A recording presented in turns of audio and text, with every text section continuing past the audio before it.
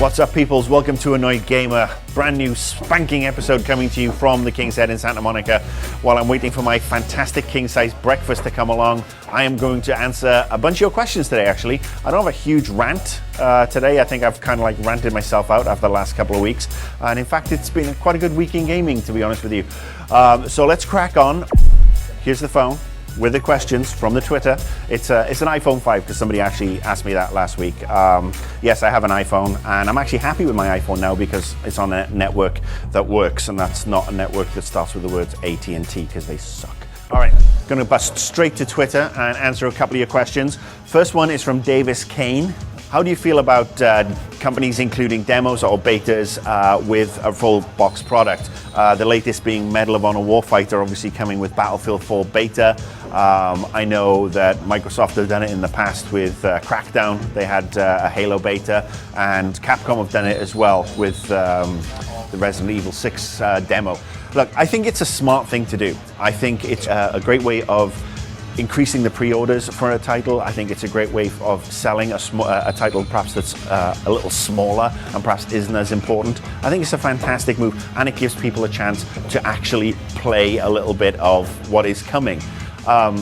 Do I think that it's necessary in every title? No. Hey, anything that gives you guys a little bit more value for money is totally fine with me. Next question, again from Twitter, Jazilo Campo, and I hope I pronounced your name right because I'm shit with pronouncing names.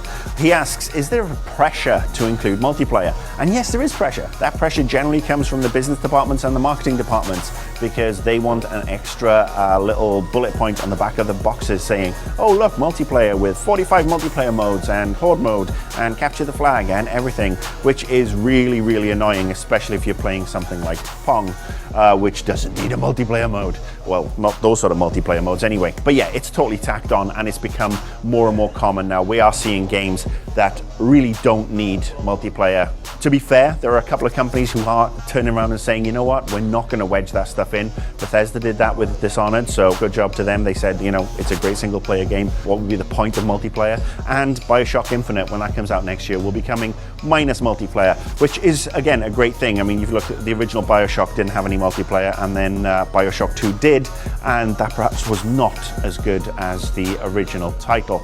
So yes, it's pressure, it's there as an extra selling point, and it's obviously another way to make more money because then you sell season passes and then you sell additional content that's, you know, $4.99 for one map or whatever. That's not really the good single player DLC that I in particular adore. It's also a way for the Frank Gibbos of this world to justify their existence, and we all know what I think about him. So yes, that's my answer. By the way, I'm so sick of horde mode, it's not even funny, so everybody can stop that now, thank you. All right, next question from Peter Andrews via Twitter. He asks how I feel about art games, because I was rather hard on a game called El Shaddai a couple of years ago. And I mean, art games can be Unfinished Swan, Journey, I mean, you know, some of the more off-the-wall games. Now, let me just say, love Journey. I think it's one of the best games I've played in such a long time. Charming, beautiful, enticing. I know I sound like I'm talking about a good woman, but no, I mean, Journey was just fantastic.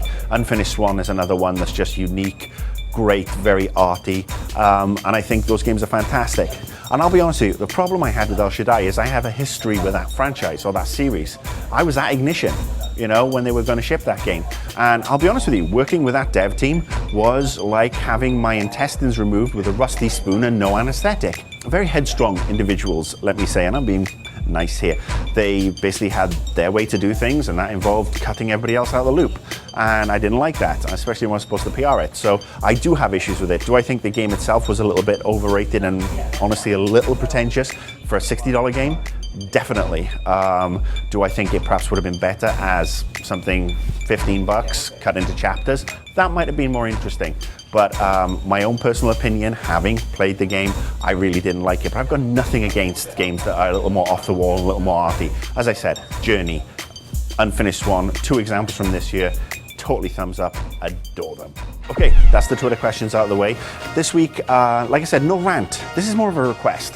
Now, obviously, this comes out on a Wednesday, and which means that yesterday would be Tuesday. I record this the Thursday before. Are you confused yet? It's like an episode of Doctor Who. It's fantastic. And yesterday saw the release of Assassin's Creed 3. Now, I'm hoping that the reviews that have come out have avoided the dreaded spoiler, because I'll be honest with you, I've been playing Assassin's Creed 3 for a little while now, and I've got to say that the game is fantastic. I think it's absolutely brilliant. When you pop that disc in the drive or you download it, you deserve to have an unspoiled experience. Don't give away some of the really cool surprises that are in the first 5 to 10 hours of a game. Let people find them for themselves. I really do think that, we should treat games, especially story-driven games, more like movies. Give a general plot synopsis. I am not a big fan of the school of journalism that basically says, well, I put the game in and I pressed A and I started it and then I went here, here and here and I did this, and all the time they're streaming every single thing. And I would say don't watch streams. I really can't stand it when people live stream games. It's the most boring thing in the world to me. I don't want to watch some fucker play a game. I want to play the game myself. So anyway, this is just a general plea that we really should be avoiding the spoilers because let's face it, and I speak from experience here, if you do read any of the spoilers from Assassin's Creed 3, you are so going to be missing out. I will give you my own 10 cents on the game. I think it's my front runner for Game of the Year. I think it's a fantastic title, and it's definitely one that if you have avoided the reviews, just look at the scores and look at the summaries perhaps, just don't look at the content. No spoilers, please. Let's enjoy our games for what they are, because you spend a lot of money to keep those games coming. All right, that's it for this week. I am going to go and enjoy my breakfast, but I just want to say one last thing to the gentleman who posted in the comments last week, said that, I'm pandering to America by talking about the elections. Well, guess what, dimwit? I live in America. I've been here for 13 years. This country is my home. This is where anything that happens here directly affects me. So it's not a question of pandering. It's something that's very interesting to me. And I will say that no matter who you vote for in a couple of weeks' time, go out and vote, period. It's your right to go out and vote. Anyway, politics over. Follow me on Twitter as always. Post the GameTrailers forums with your questions. Let me know, you always do let me know what you think, especially some of the haters out there. Yeah, thanks for that. Get back to your basement, bitches. I am Marcus Beer. I'm going to enjoy my breakfast, so I'm in the pub. Bugger off. See this and other GT shows and game reviews on the GT Originals iOS app, available now on the App Store.